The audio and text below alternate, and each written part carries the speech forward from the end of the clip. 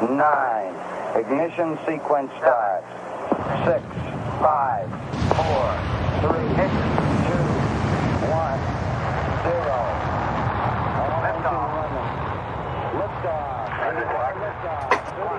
Welcome to the Alien Probe Podcast. While the scientists were in Washington, D.C. pondering over the UFOs weren't just sitting idly by waiting to find out what they were. They were out doing a little lobbying for the cause, keeping the interest stirred up. This, again, not necessarily the final chapter of the book, The Report of Unidentified Flying Objects by Edward J. Ruppelt, but not really the final chapter. Welcome, Dr. Bill. Hello. Hey, nothing much. Well, we are at the final chapter of the first edition of Ruppelts Book, The Report. And yet not actually the final chapter. Yeah, and this chapter is the final chapter was called What Are UFOs? Yeah. Yeah, and the edition I have has an additional 3 chapters. Which were put in after Ruppelt passed, yes. Correct? Or yeah. And which is weird. Don't you find that unusual? It's very unusual, and I was having trouble sort of finding any information on this, and I found previously that I was looking at on the internet. The only thing I could find out is that the copy of the book I have is a Book of the Month Club book that came out in 1966. And so I was saying previously that the additional chapters were added in 1966 after Ruppelt had died. And then I was looking at this last chapter, and I reread the last chapter, and I said, well, I'm going to go look at the Wikipedia article. So one of the fun things about Wikipedia is you can look at past edits of the articles. And I looked back, and if you look in the editing thing, you can see where text had been added and text had been removed. And a couple times in the past, people have added this comment, which is deleted from Wikipedia. And it said that the 1960 there was an expanded edition published, and I put that as a question mark. That was the second edition. Was believed to be demanded from the United States Air Force, as the book may have been problematic for the Air Force, and he was pressured by his employer to add the additional chapters. And Ruppelt... What was his employer? At that time, he worked for Northrop. It looks like he worked for Northrop Aircraft Company in L.A. He's actually buried, I was doing a little more research, he's actually buried in Orange County. Oh, no kidding. Yeah. So he, I was looking up his sort of life that you can find on there, and Where was he born? He was born in Iowa, like Captain Kirk, just like Captain Kirk. Captain Kirk was born in Iowa, of course. That's right. I remember that from the movie when he stole his stepdad's Corvette. Yeah. And, that was so badass. and managed to find a massive canyon to drive it into in Iowa, which was flat as a tabletop as far as the eye can see. You know what was noteworthy on that scene? What? The size of his shoes. Did he have big feet? These gigantic feet as he's scrambling not to go off the edge of the... Maybe they couldn't find shoes small enough to fit the kid. They were like these boots, and I'm like, man, that kid's got the biggest feet. It's like bizarre. I'll have to check that out. That's a great movie. I was thinking about watching it again. I may have to watch it again here. Oh yeah, I watched it. I've seen it several times. Yeah, it was a great movie. And then they lost their minds with the rest of the movies. Yeah, it wasn't too the last. They got worse as they went along. Yeah, but they were still good. But they were nothing beats the first one. I think only because it was fresh and you had new car smell. Yep. So what are you going to do? Well, the guy, I can't remember his name, that was in charge of that. He's also in charge of the new Star Trek stuff. He after the second movie or people were criticizing it, and he was really like lost his mind over the criticism. Oh, really? Because Oh. Abrams did the first one, didn't he? Yeah, but his one of his guys is taking over the rest of the stuff. And this guy was like the showrunner or something, and he lost his mind on Twitter when people were criticizing it. He says, "Wow, I'm the one that's running the show. You just shut up," or something. Oh, wow. Yeah, it was really, nice. really adult. Instead of taking it seriously and saying, "Hey, think it through and make some money," instead of killing the shows, killing the franchise. Used to be Yeah, the last one, yeah. Yeah, it used to be there was a saying in Paramount with Star Trek, and they would say, "Don't F the franchise." So, or "Don't F with the franchise," or whatever. They said, "Keep it," because that's how they were making their money. And now they look like they're really working hard to do something. I'm not sure what. Yeah, you remember the first motion picture, Star Trek: The Motion Picture, when it first came out, how bad it sucked. Oh, I mean, it was. I rewatched it a while ago. It was not as bad as it first was, but it was lame. Pager, and it was like a remake of an old episode. Yeah, it was that episode where they pulled this thing out of space. They combined with some alien entity.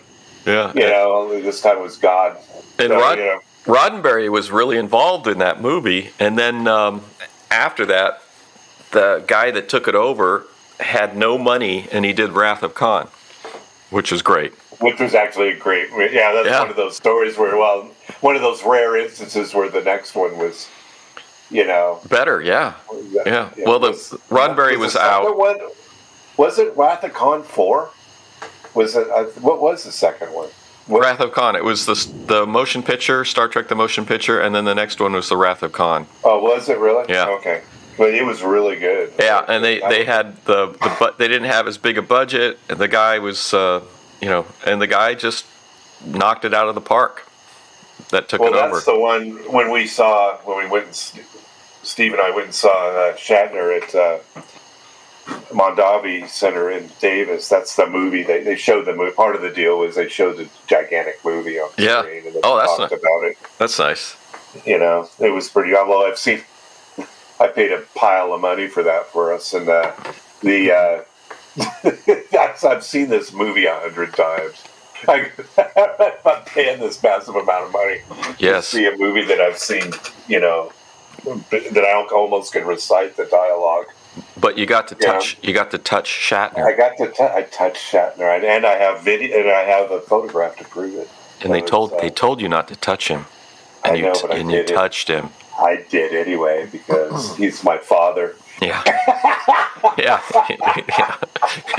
I mean, you guys look like twins in that photograph. It's crazy. I know. He has to do a DNA. Well, it's too late. I've already found my real father. So that's right. Too late, Bill. And you're going to go meet your sister coming up. Yep, it's coming up. We're going out this week, so should be a good time. Yeah, I was looking at Ruppelts' background on Wikipedia, and he has he joined the Army Air Corps in 1942 as a bombardier. He's got 5 battle stars, 2 theater combat ribbons, 3 air medals, and 2 distinguished flying crosses. Your dad has 9 battle stars. Yes. And my dad has 7 battle stars. So your dad beat my dad in battle stars. And what'd we do? And we, so you're supposed to be more heroic than you. Yeah, well, World War II was the last, and so a Marine that I work with yesterday, and yesterday he came up. We were talking about, I don't know what brought it up. He goes, "Yeah, World War II was the last. It was like the last war that, that the last great war as far as our participation." The way we zealously, participated, and now, it's a little different, and I think it's, I don't want to get all political, but, it's just because we don't, we're wondering what we kind of knew why in World War II we were doing the things we were doing, but Yeah, it was. Now, we're kind of like, why are we doing this? Well, World War I and World War II was all about capturing territory and holding it, and we didn't want to get overrun by the Nazis. Yeah, and then so we just went back and pushed back. So, but that was defined goals. You had defined goals. You captured territory and you held it, and returned it to something. I mean, Germany was returned to, Germany. So I don't know. Can you say we won World War II if we didn't keep the land that we captured? Yeah, we were war. Yeah. We were war stoppers. We ended wars. We didn't win wars. Yeah. Well, we're the world police. Yeah. What are we supposed to do? Not so much. It looks like anymore. There was this video of the Russians posted this on something, and it was the Russians chasing a U.S. destroyer out of their territory, or it was getting close or something. And our destroyer looked like crap. It had rust all over the place, and it's like, what are they doing? It's lately? Yeah, this was a destroyer, an on-duty destroyer, and it was all rusted. And it was and there was comments on the article I said people were commenting about the rust.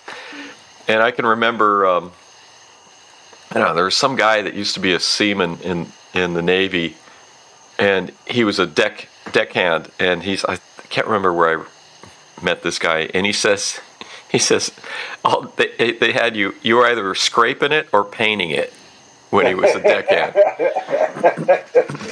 Now what I think they do is not anymore. No, what they do is they pull into port, and then they have contractors come in and do that work. So they it doesn't look like they do any deck maintenance when they're out at sea. And it's amazing how bad it got, though. Oh, and look, the ship looked like a garbage scow rolling around, being chased off by the Russians. This is what our Navy looks like. The salt is bad. I mean, it's just, I do.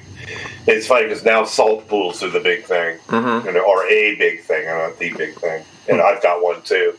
But if you have railings, and things aren't properly grounded, and it eats them. Just eats them. Yeah. And I'm amazed at the equipment. I'm not going to knock on wood, the equipment failure, but it's hard on pool. I don't want to say pool equipment, but it's hard on railings and stuff. Seems to be working pretty good. Well, maybe they should transfer that technology to the U.S. Navy. Yeah, I know. Why don't you just maybe the alien technology was just transferred into the pool industry. The salt by mistake. The salt water that is in the ocean is a lot more potent than you have in your pool. Yeah. And my dog drinks this freaking water all the time. I have that Cabo lead, and he's always drinking. Max is always drinking the water, and he's always thirsty, and he can't figure out why. Yeah, he's always drinking the water. And we went to the vet one day or something, and we mentioned to her that he did that. Because I'm like, is that going to kill him? And she says, no, not the stuff you have in your pool. He'd have to drink a pile of it for it to make him sick. But but he's always thirsty. Yeah. But yeah, did you? I watched the Space Alien Baby show that you told me to watch. What was that? American Horror. Yeah. Hey, how'd you like that? The newest one came on last night. Yeah, I watched it last night. How do you like it? It's not bad. I liked it. It was funny at the end because it's like the hybrid human baby. They're going, now the hybrid human babies are going to save the planet from you. And I just wanted to go, okay, so you came here, your planet is destroyed, and you're going to come here and you're going to get rid of us and save our planet. What I want to know is what's wrong and what happened to your planet and how come you weren't able to save it? Well, they figured all that out, Bill. They but they're leaving their... They're not going to make the same mistake twice, right? So they wrecked it, and then they're just we know how not to wreck the next planet. Yeah, I don't want to ruin it for everybody, but... who cares?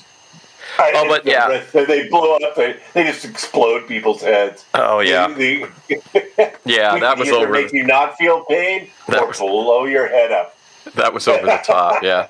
Yeah, that one eye. She's got that one big ass bulging eye. Like she was a failed part of the experiment. Well, this one didn't quite work, but it's mostly okay except for this gigantic eye. So all we want to do is have a baby with two gigantic eyes instead of just one. Yeah, it was she's got like one regular eye and one like bulging alien eye. Yeah, it was. I liked it though. It was good. I love the portrayals. They did a good job. I liked it. I liked the transitions from past to the future. I like they had Nixon and Eisenhower, and they had Kissinger, who's a reptilian, of which he really is. He is. That's a known fact apparently that he is a reptilian. So he's a reptilian. Yeah, they portrayed that correctly. My sister-in-law really is dying to do the reptilian episode. Yeah, well, she should talk about Kissinger. I mean, he's definitely one. They showed it in this video. This video, I think this movie was a secret way of transmitting. Letting out what's really happening. Yes, absolutely. Exactly.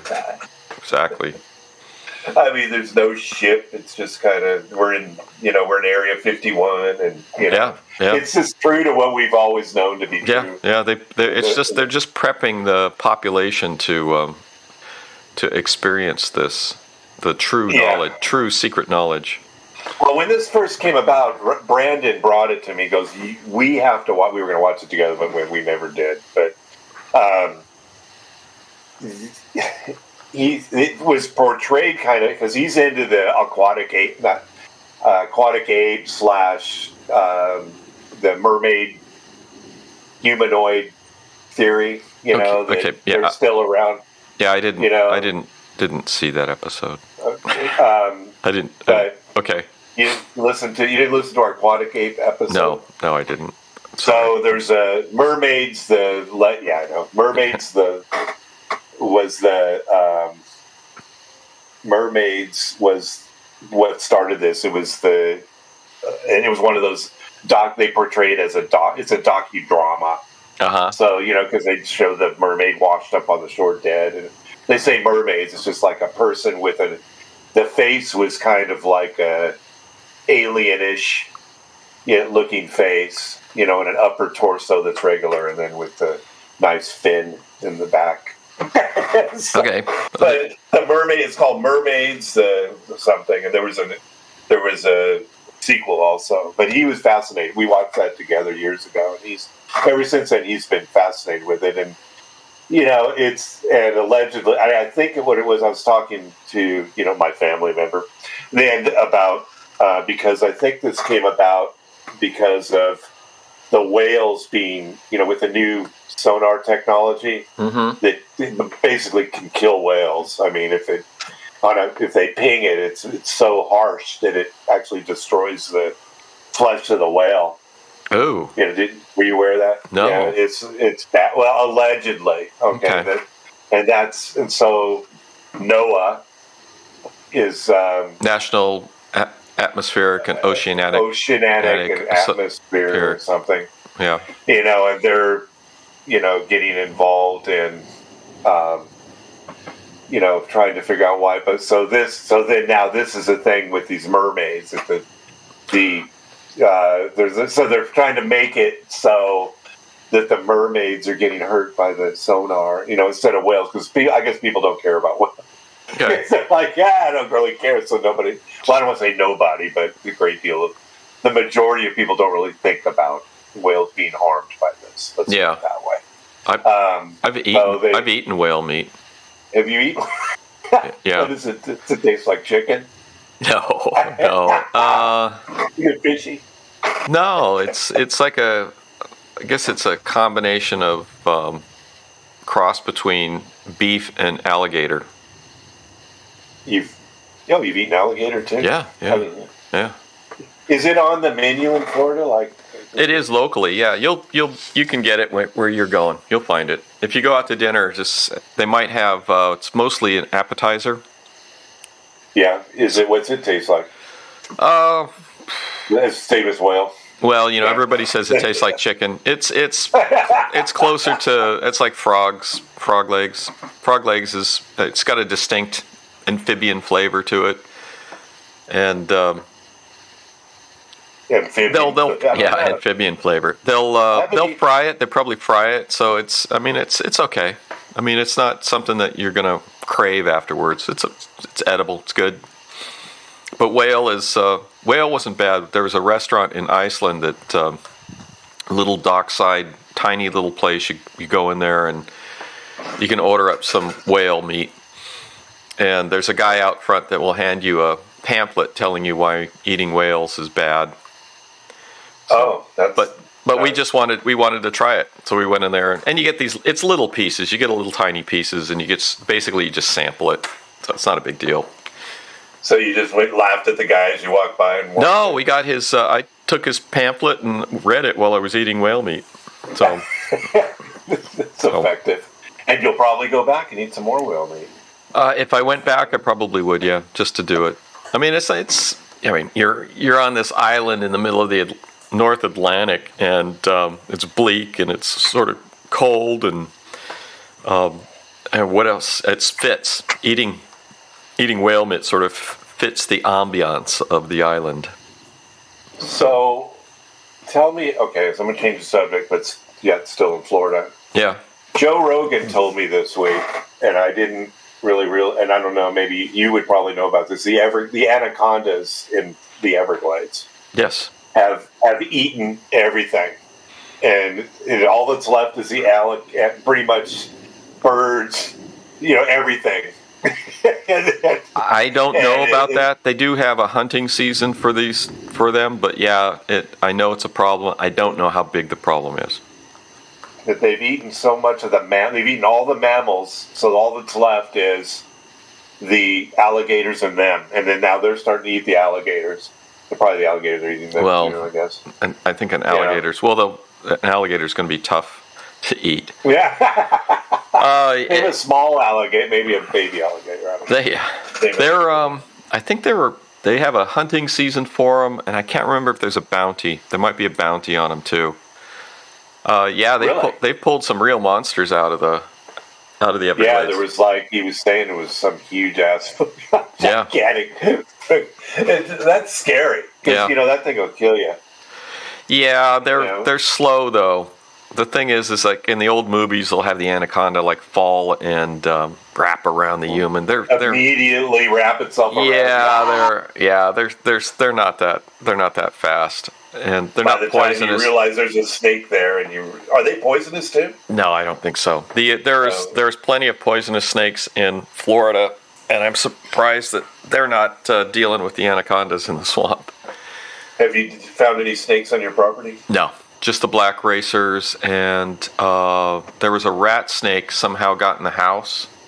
Oh, that's special. Yeah, I have no idea how it got in, but it was in this room where I'm here now, and the cats were sitting there. We have these storage bins, sitting there looking at the storage bins. Yeah. Something's in there. Yeah, and then both of them were just sitting there waiting and looking. And I'm and they're there for a long time. I'm going, what's going on? So I started moving stuff out of the way, and there was a rat snake had gotten in a house somehow.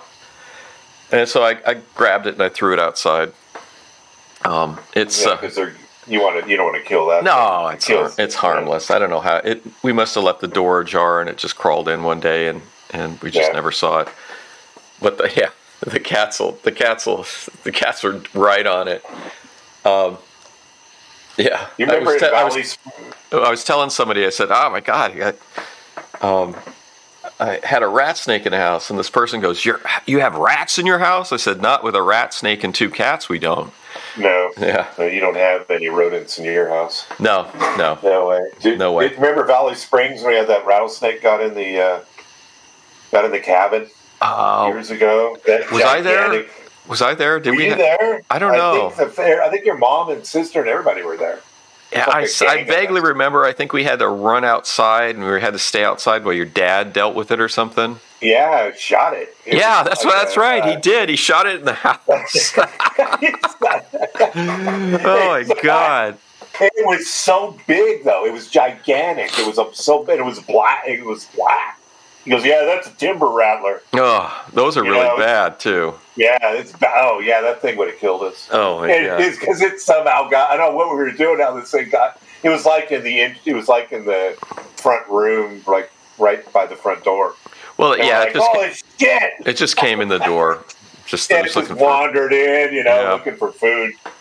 Yeah, it saw some children in there, but that thing was easily 6 feet. Yeah. It was crazy. I forgot about that. I can remember being out in the yard and, the big bang when your dad shot the snake in the house. Oh, God. Or in the cabin. Another Robert Anthony classic episode. Oh, my God. Yeah, that was cool. That was a cool place. You had to run the generator, so you had electricity. Yeah, I remember that. I drove back there not too long ago. Yeah. I couldn't find it. I think that place probably got torn down. Yeah. Well, they moved. They had moved that. It was down closer to the lake, and they moved it up. And for whatever reason, they moved it closer to. I don't know if they thought it was going to flood down. I don't know if they were going to raise the level of the lake. They thought it was going to flood. But they just like dragged it up the hill or something. Yeah, they drug it. It wasn't any technical.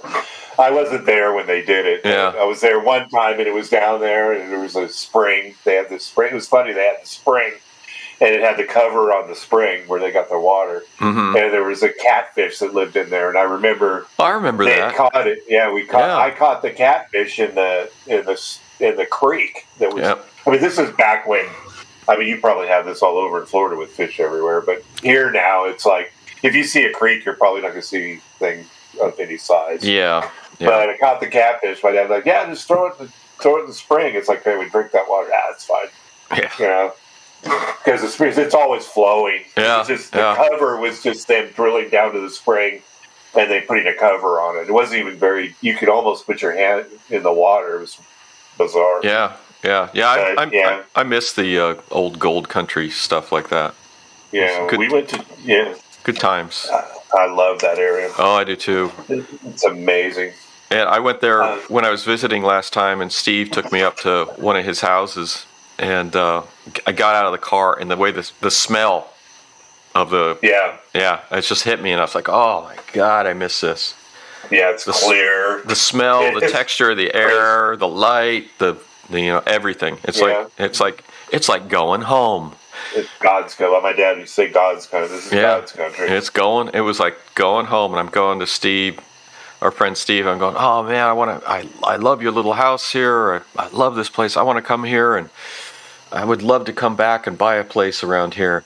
And he goes, your taxes would go up 30%. And I'm like, thank you for killing the dream. Yeah, I didn't know he had a house up there. Did he have one in the? It's up in I can't remember the town. His daughter's living in it. One of his daughters. Oh, Placerville. Placerville, yeah. Yeah, that's. They're building a lot up there now. It's still the same. It's still the same. I hope they're not building too much. But yeah, Jackson is where we went. Jackson, like as you go down toward the lake where the cabin was, Deb and I went there and went into the antique stores and looked at the old stuff. Antiquing. Was that the alien? You with the pictures with the aliens? Yeah, there's a place that does a lot of this gigantic metal art, and that's all they do. And they have this, they live on the property. They got a big RV there, and somebody welds and paints this. I mean, you can smell the paint. They're still building stuff in this gigantic barn that they have there. But the alien was a little pricey. I think when I say it was a couple grand. Yeah. So we were like, and Debbie's like, really? Do you want this in the back? You want this in the backyard? I mean, I go, yeah. Well, I could put it in the front yard and charge people to take pictures with it. Yeah. I don't know. Yeah, and all your neighbors will be happy. Yeah, it's no, they won't be happy. Not in this neighborhood. Hey, so Rappelt, and you were going to talk about you're thinking about a road trip through the like a UFO road trip. Yeah, this is really, as I put this thing together, it starts in Dulce, New Mexico. Dulce. Way now. Do you remember the story? Okay, I see Dulce. I have the maps. I have the maps in front of me. Good old Bill Schneider, who he worked for a defense contractor. It might have been Bechtel. Remember Bechtel Oil? Bechtel Bills. Bechtel. That's their motto. The Bechtel family. Yeah, I remember remember up at, that was a side story, up at Mitch's house when I lived with Mitch, and there was that girl that lived in the boathouse. Yeah, yeah. He was a Bechtel. She was a Bechtel? Yeah, she was a Bechtel. Part of the family? Yeah, she had that. Wasn't a, what's that? Or she worked for him, or she was part of the family? No, she was part of the family. Yeah, yeah. She had that ambiance of being very wealthy. Yeah, but boy, she could party. Woo! Well, anyway, I mean, when you're that wealthy, you can afford the party favors. The party materials. Yeah. Well, Phil Schneider, I mean, he was to start. We're not going to start there. We're going to start in the Tonto National Forest, where I made a phone call yesterday to my old neighbor that I live on the same court with up in Cameron Park. Remember the vacuum salesman guy? No. I don't know if you ever met him. No. So he lives in Arizona, and so Tonto is by Phoenix, and allegedly there's underground alien bases. We think it's probably mining tunnels or something, but allegedly there's an underground. And it gives a fairly good description of the area that it's in. Usually they're in Indian. Yeah. Indian. Okay, Indian. so I have one of the maps that you sent me shows Area 51 as the first stop. Yeah, and I'm sorry, I got the one I. Well, I got three different maps because you kept sending. Every time I send a map, I'm like, oh shit, I can put this on. Holy shit, this is right here. Holy shit. So and then it's weird because everything's in it. To drive it, even with the latest one I had that I didn't print out. Yeah, I had Area 51, which of course we'll be able to go there and eat it, but we're not going to be able to go on base, obviously. But yeah, I mean, you could always go and you can look or whatever. We can go and look and get some and talk about it. You know, we'll obviously get some good recording out of it. Well, one of the tricks that they do, I know that they do at Area 51, is there's a place where you can drive up to it, and then there's a sign, and then there's a path, so you can walk up to this hill and look, from the top of this hill. Yeah. And what they do is that once you're on the top of that hill, you're in Area 51. So they always have guards sitting over there watching this road. And when you get to the top of the hill, they rush down and they chase you off. It's like a thing. Game, huh? Yeah, it's a game. Yes, it's a game. There was a friend of mine that was from the Eastern Bloc, from Bulgaria, and he said that what the Soviets used to do with the border from Bulgaria, if you were leaving in the countryside, in the rural region, mountainous regions, they placed the sign for the border a mile inland from where the border actually was. Right. So people would cross this, and then they would relax, and then a patrol would come along and usually arrest them. So that was shitty. Yeah, Shitty. And that's apparently what they do with the Area 51. I've read about this happening to people numerous times. It's like you see the sign, you walk up the hill, and then the guards rush down and hassle you. I guess because they're just bored out of their minds sitting there. So we want to get chased. I don't know. But we'll have our Alien Pro podcast shirts on. We're here on official business. Yeah. Anyway, it's just something to be aware of when you're visiting Area 51 and trying to climb a hill and take a peek. So then Go ahead. So Area 51, and then the next one would be the Inutah Reservation in Utah, southern Utah. Yes. Skywalker Ranch. Skinwalker. But Skinwalker. Right next to Skinwalker is Snowflake. Snowflake? Yeah. Remember what's about Snowflake? That's the Lynch, the abduction guys. Yeah, Travis Walton. That's where he lived. That's not where he got abducted, but that's I think in that area. That's the same. Well, the books that we have, that's a big UFO area by. I don't see it. The Utah UFO display by Salisbury. That was a big UFO area. So yeah, and it's we'll obviously Skinwalker. We'll drive snow. So anyway, I'm talking to. And then down my buddy. to Tonto National Forest. Yeah, hang on. Oh no, I see. Snowflake is south of that, so you do Skinwalker. Yeah, I had to redo the map. Yeah, I got a more current map because I added a couple stops. Yeah, and then you do Tonto, which is the underground alien bases. Yes. Yeah. And then, but the Snowflake has actually. You remember the? I see. Oh, Skinwalker's over there. Yeah. It's in Arizona. No, you know what? That can't be the same Skinwalker. No, it's in Utah. no. Is it in Arizona? The D on the map I have shows it in Arizona. Yeah, no, I'll have to look. Yeah, there's there two Skinwalkers? I don't know. Something. Well, we'll have to redo the map. It's going to be. We'll do it. We can do Utah. Yeah. So, anyway, my buddy says he goes to Snowflake and there's an actual, the phone booth where he got dropped off by the UFO. Yeah. In the story. You saw the movie, right? Where he got dropped off and he was naked. And, but he wasn't. That's what he called his pal. They made it more interesting in the. Yeah, he said it was, he had clothes on. That's what he said in the Rogan interview anyway, that he wasn't naked. Anyway, there's an alien at the phone booth. They put an alien, it's like a tourist attraction now. Oh. So we got to go by it is. And get a picture of the phone booth. Of course it is. Like the Snowflake in Snowflake. So we'll visit the Snowflake phone booth. Skinwalker Ranch is Gusher, Utah. I'll have to redo that. It's weird. It's weird that I put in Skinwalker and it put it right there. That's bizarre. Yeah. Wonder what Skinwalker that is. It might be another one. It's not an uncommon. Thing in Native American lore. So it said the dry anyway. So Skinwalker. What's the next one on your list? Skinwalker, and then it's the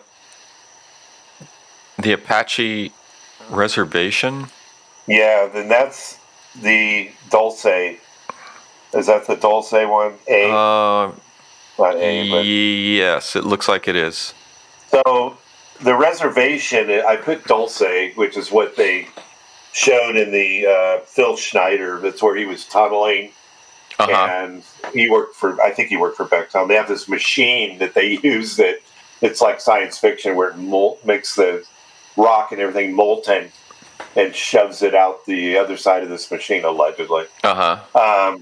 So they can drill these gigantic underground bases.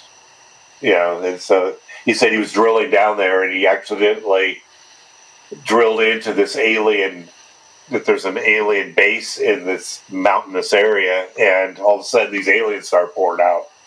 And he had a sidearm. I don't know why he had a sidearm. For the aliens. Well, the reluctant crew. Maybe snakes. Reluctant crew, yeah. Reluctant crew. Maybe the snakes. So they get in a shootout with these things, and then all of a sudden, Special Forces is there too. But they're right down the road from Los Alamos.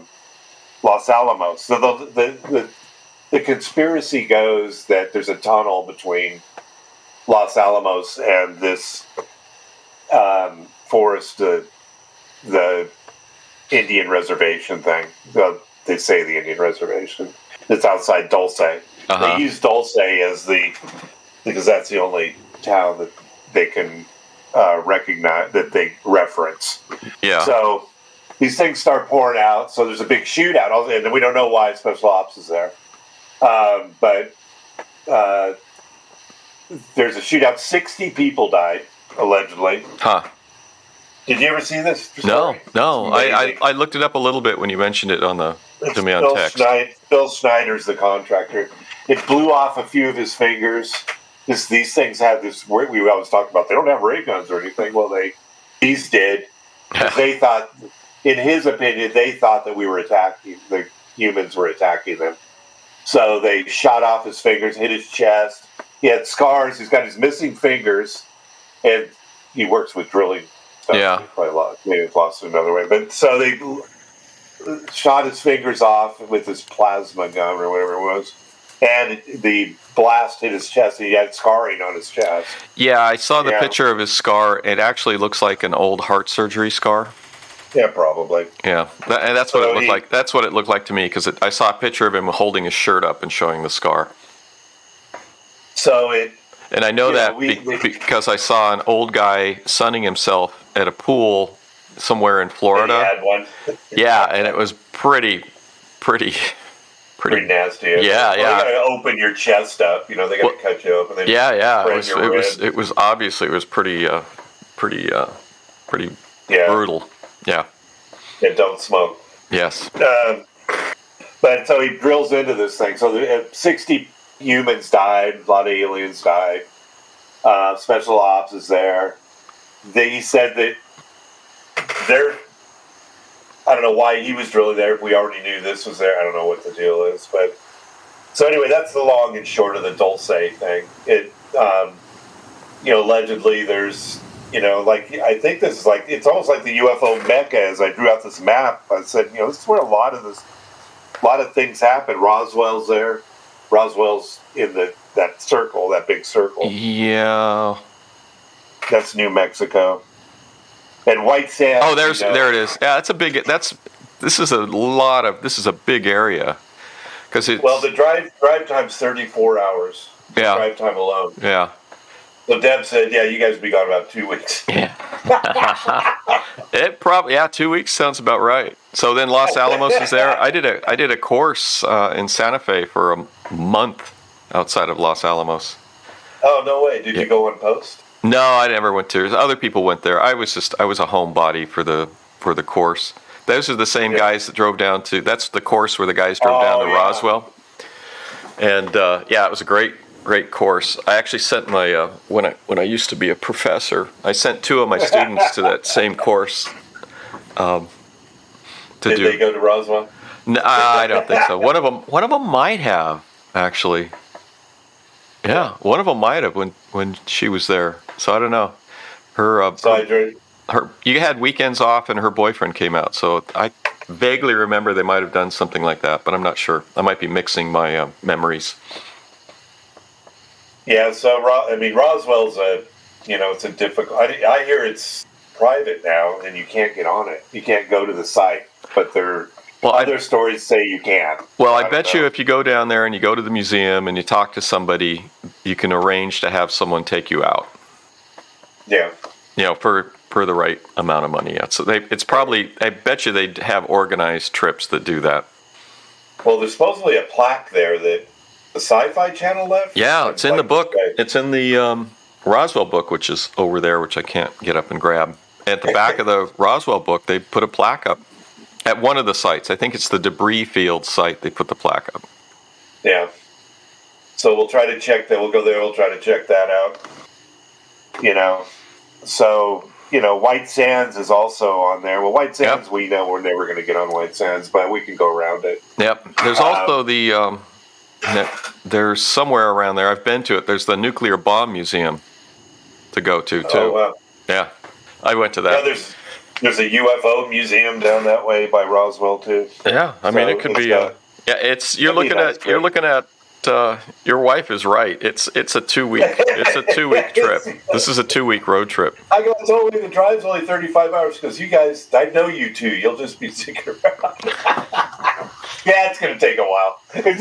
Hey, that's fine. Yeah, no, that'd be great. That'd be great. We should do that. We should definitely do that.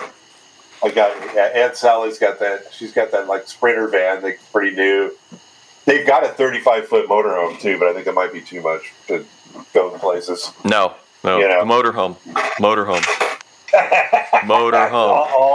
All the comforts of home. Oh, just to have it. That would be awesome. Motorhome. And we'll make a documentary. Bring Bob. And then we'll do Robert, and we'll do a documentary. We'll drive down. We can drive down to Austin. We're not too far from Austin. That's a bit of. He should meet us, and then we should do a documentary. Well, and then I'll get a big, signage on the, one of those big signs put on the Salient Pro podcast on the side of the RV. Yeah. Get us some advertising. Yeah, I say yes. I say yes. And then you have a bunch of T-shirts to sell. Yeah, I say yes. It's awesome. That is awesome. Have a bunch of swag. have a bunch of swag to give away, have T-shirts or just have a bunch of swag to give away. Yeah, I got the cards. I ordered the cards through with the QR code on it. So on the back? No, it's on the front. It's like tiny. It's on the front. Okay. It's got the logo. It's got our logo. It's got the QR on the side that says "Scan Me." Yeah, you should. Did you make some for me that says Dr. Bill? Dr. Bill. I know. So I should personalize them. You can autograph them when you give them out. Oh, you didn't put anything on them? They're just the thing. Yeah, send me some. It's just. Yeah, I'm gonna send you and Robert. I'm gonna send you a pack because I got like 1,000 of them. I know that's like a minimal order now. It's ridiculous. It was really reasonable though. So they threw in a T-shirt and some refrigerator magnets with the same sort of stuff. Yeah, but the T-shirt I couldn't get the logo because the logo's complex. Oh yeah, for the T-shirt, so I need to get the logo with somebody else maybe because it's really you got to make it yourself. Oh, do a black and white version. Get the artist to knock out because my son just gave me a comic book of it's a Batman comic book, the something joke, and I had another one. It's I have a version that's colored, and he just gave me a book where it's not colored. Oh, really? Yeah, and it looks pretty cool. So you should try and do a black and white version. I think our current logo, I think Killing Joke. The old. It's the Killing Joke is the book, and so it's. Well, I'll probably use one of the old logos, maybe the original that we had with the alien with the mic. That one might be a little less complex. Whatever works. Whatever works. Then, and they will, sell T-shirt. Yes. Hey, I'm serious. Do a road trip. Get a banner for the side of the van. Get a bunch of swag to give, like keychains or refrigerator magnets or whatever to give to people. And we could put the Kinky Touch logo on there. Yeah, there you go. And then you just Sponsored by Kinky Touch. Yeah, and just make a big road trip of it, do a thing, and this would be fun. Yeah, it'd be fun. It'd be awesome. I'll talk to some people. Yeah, like people say we're insane, but that's okay. We know that's all right. It's the idea is just to have a good time. So it's fun. I think it would be a good time. I'd like to talk to little people, talk some UFO out there. Yeah, with some strangers, we can do some recording, make a few episodes out of it. Yeah, you could bring our audience along. Probably make 20 episodes out of it. Cool. So that would be awesome. So we're going to wrap up. We're going to wrap up the book. Well, not wrap up the book. Yeah, we're What are UFOs? We are UFOs, the final chapter in Ruppelts' but yet not book. Chapter of my book. Your book has 3 more. Yes, and we will get to that. So it looks like we introduce this when it comes around. It looks like, as deleted from Wikipedia, and I believe this, that Ruppelt was pressured to add 3 more chapters after this chapter for the next edition of the book before he died. And he died on September 15th, 1960, of a heart attack at 37 years old. Oh, shit. Yeah. He was heart attacked. Heart attacked, yeah. And he left 2 daughters, which... that's where you said they should go after. They should if they want to make money, they should pursue the copyright stuff on his books and republish and do all that stuff. Because people are interested. This is the gold standard of UFO reporting. I would say this book would be number 1, and then the following books would be the Donald Kehoe books. And he states in this chapter that Kehoe kind of embellishes some of his stuff. But still, there's a lot of good information. I don't disagree. He still has a lot of good information. It's the kettle calling the pot black. Because I reread the final chapter, and he has a description of there's a couple incidents that he describes. They're amazing incidents. One of them isn't written up in the Project Blue Book report. I got this. So I have the looking for the header page. I have the status report, the secret status report, Project Blue Book report number 11, 31 May 1953. And it lists the Luke Air Force Base, Arizona incident. And it's marked on, this happened on March 3rd, 1953. It's listed as unknown. And there's no write-up in the report. But the second incident that he mentions in this chapter happened at Rapid City, South Dakota, 5 August 1953. And the beginning of the report in the Project Blue Book, report number 12, secret, 30 September 1953. One of the things that's interesting is the early status reports from Project Blue Book, as with most reports issued by a military officer, used to be signed. So the early ones actually have Ruppelt's signature on it. These ones, there's no signature on them. So they got rid of that requirement. But anyway, this is Ruppelt investigated and wrote this report. And he talks about it in a chapter. He says, since this sighting was a combined air visual, ground visual, air radar, and ground radar report, it was decided that Project Blue Book would send an investigator to the scene. And that was actually Ruppelt. And he, what did he say? Well, I got to find my spot. 2 or 3 weeks, Lieutenant. Was this after he got out of Blue Book and was? This is just at the end when he was with Blue Book. Okay, because at the end he was a civilian, and he was still coming back into the office and talking about it with ATIC because we still had clearance. Yeah. So the first part of the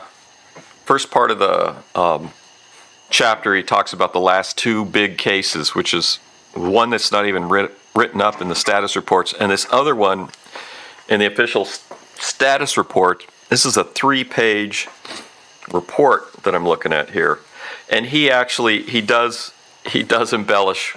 I mean, not bad, but it's written more in a friendly style than the military report style. Yeah. He says in his book, he goes, the UFOs must have known that I was leaving, because the day I found out that officers with my specialty, technical intelligence, were no longer on the critical list and that I could soon get out of the service, they really put on a show. The show they put on is still the best UFO report in the Air Force files. And he says, I first heard of the sighting about 2 o'clock in the morning of August 13th, 1953, when Max Fuchs called me from ATIC a few minutes before the wire had come on, carrying a priority just under that reserved for flashing the word the U.S. had been attacked. Max had been called over to ATAC by the officer of the day to see the report, and he thought I should see it. I was a little hesitant to get dressed and go out to the base, so I asked Max what he thought about the report. His classic answer will go down in UFO history. He said, Captain, I guess from Louisiana, he goes, Captain, Max said in his slow, pure, Captain, pure Louisiana drawl. You know that for a year I've read every flying saucer report that's come in, and that I never really believed in the things. That he hesitated and added so fast that I could hardly understand him, but you should read this wire. The speed with which he uttered the last statement was in itself enough to convince me when Max talked fast, something was important. So, and I looked this guy up, Fuchs, who actually, he turned over command of the, which is weird, he turned over command of Project Blue Book to him when he left. Because there was no one else there.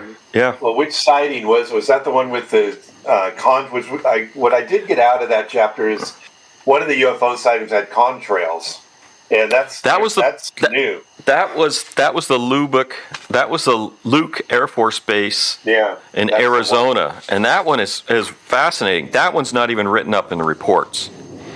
Yeah, but they couldn't see what was making the contrail. They kept, and it was traveling at 300 miles an hour, which they were stating that it was a meteor, which 300 miles an hour is not a meteor.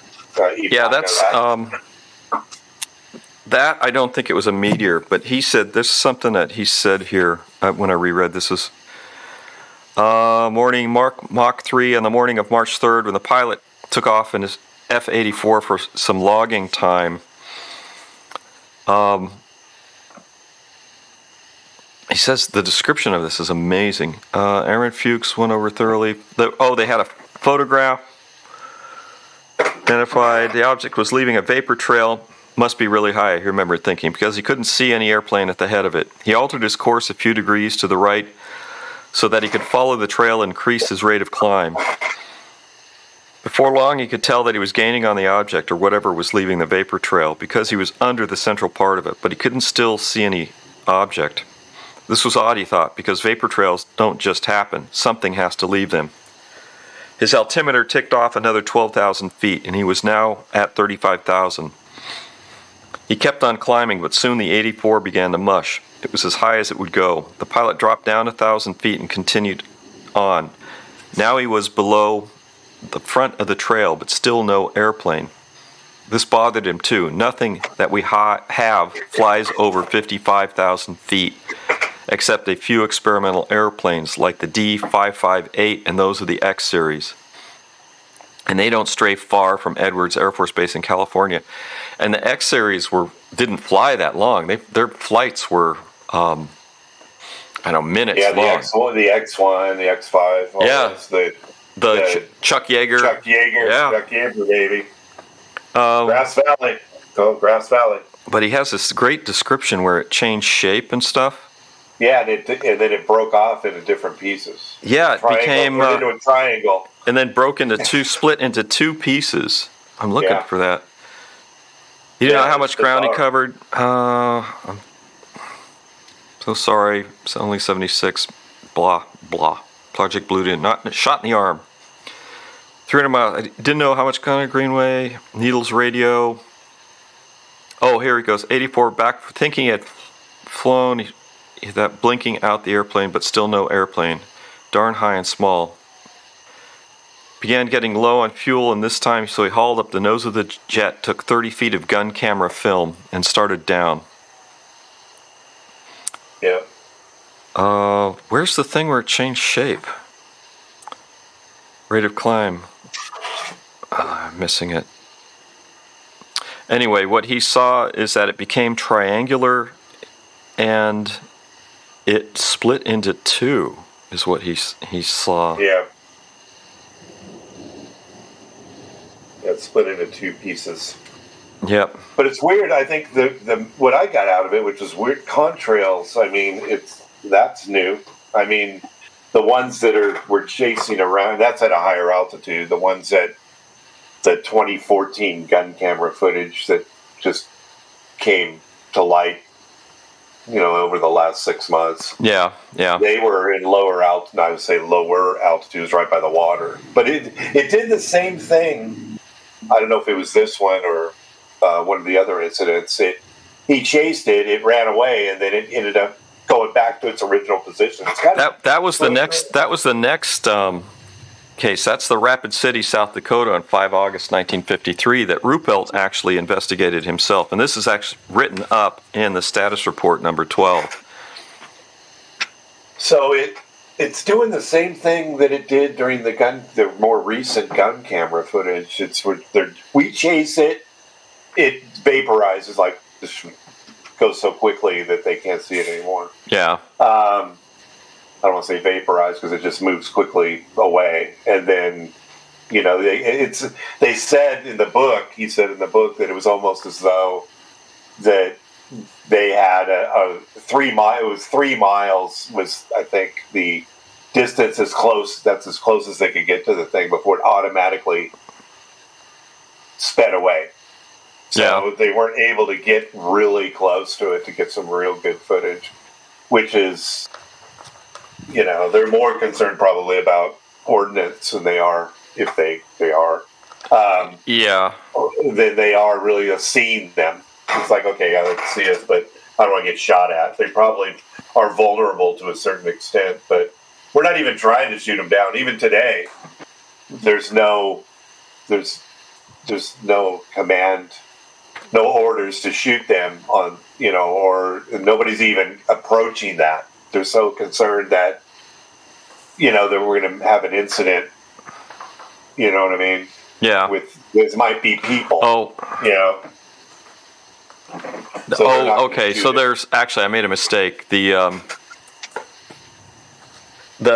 Luke. There's 3 reports in this chapter. There's the Luke Air Force in this chapter. What are they? There was the Luke Air Force Base, Arizona, which they put as an unknown. There was the Rapid City, South Dakota, which was fascinating because there's all these visuals, and he talks about the pilot, the World War II pilot who said he was scared. Yeah. When I talked to him, he readily admitted that he had been scared. He'd met MD-109s, FW-190s, and ME-262s over Germany, and he'd met MiG-15s over Korea, but the large, bright, bluish-white light had scared him. He asked the controller if he could break off the intercept. Yeah, because I'm done. Yeah. I'm having too much fun. No longer. But the other one, this other one, the very first one, was Moody Air Force Base, Round Robin, Lawson, Robbins Air Force Base, and then back to Moody, all in Georgia. This wasn't even in the status reports, in the Project Blue Book status reports. This wasn't even written up. And this is the one where the guy says he was following this bright light, should be able to climb 30,000 feet, checked his oxygen, increased his RPM, started to climb. He was getting above the light and he watched it. He had moved in relationship to the stars. It must be an airplane, he decided. An airplane so far away that he couldn't see its red and green wingtip lights. He decided to get closer. As the needle of the Mach meter nudged to the red, he saw that it was getting closer because the light was getting bigger, but still he couldn't see any lights other than the one big white one. Then it wasn't white any longer. It was changing color. In about a 2-second cycle, it changed from white to red, then back to white again. It went through this cycle 2 or 3 times, and then before he could realize what was going on, he told me, the light changed in shape to a perfect triangle. Then it split into 2 triangles, one above the other. By this time, he had leveled off and wasn't closing anymore. In a flash, the whole thing was gone. He used the old standard description for a disappearing UFO. It was just like someone turning off a light. It's there, then it's gone. So this is it's got some great descriptions, but I thought it was interesting that one never made it into the status reports. Yeah. So, yep. Anyway, that's the air visual ones.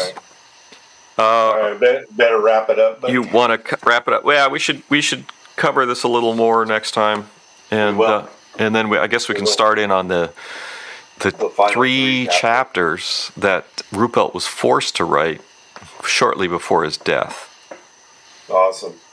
Oh, I got one more thing. Okay. So you have a copy of this book, The Flying Saucers and the U.S. Air Force, by the Official Air Force Story by Lieutenant Colonel Lawrence J. Tacker, who took over Project Blue Book right after Ruppelt, but I think he was like the guy after the next guy, which was Fields or something.